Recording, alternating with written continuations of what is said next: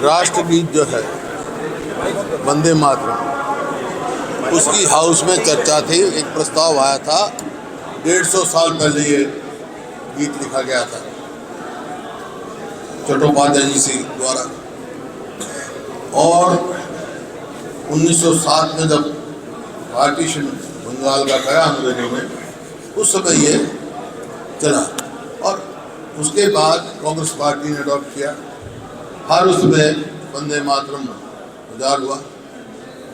मतलब 2021 में रोहतक में एक बड़ी भारी जनसभा हुई, उसमें महात्मा गांधी आए, मौलाना आज़ाद आए, लाला लाजपत राय आए, और वहाँ 25,000 आदमी थे। वो मैंने कटिंग नहीं है, वो मीटिंग मेरे दादाजी ने बुलाई थी, प्रेसिडेंट उन्होंने की थी। वहाँ भी जब ख़त्म की सभा तो वंदे मातरम का, वंदे मातरम शब्द समझते, वंदे मातरम का मतलब है माँ, और वो तो एक माता के समान है, वो सबकी रक्षा करती है। जो भी माता पैदा हुआ है धरती माँ में, सबकी रक्षा करती है।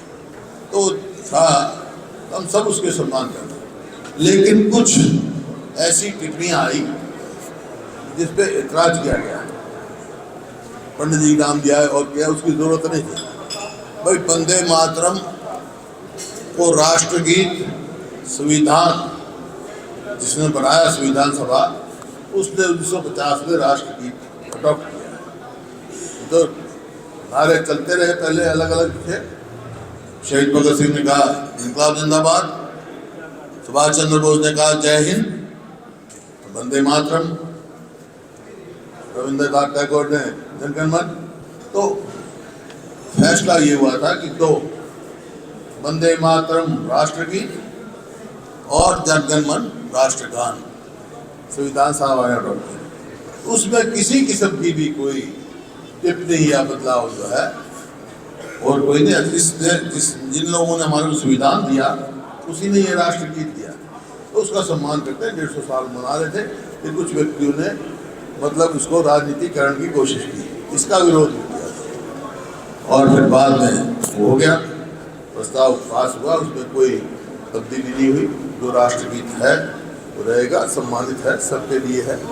तो कुछ सांसद हमारे सदस्य नेम कर दिए गए थे, तो बाहर आए, तो मैंने अध्यक्ष जी को कहा भाई या तो उनको भी बुला लो, हम भी जाते हैं।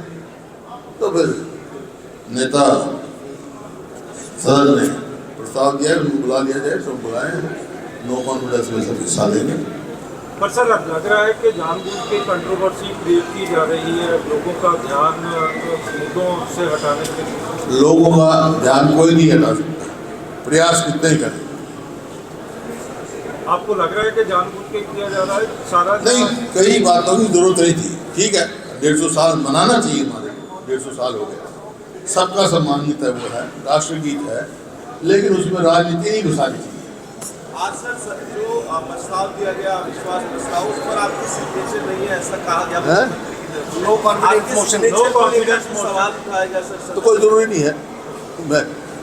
मैंने यही कहा था कि मेरा बहुत लंबा तजुर्बा है, कभी अविश्वास प्रस्ताव पे कोई विपक्षी नेता का दस्तखत जरूरी नहीं होता। लेकिन सर रिक्वायर्ड नंबर होते हैं 18 नंबर होते।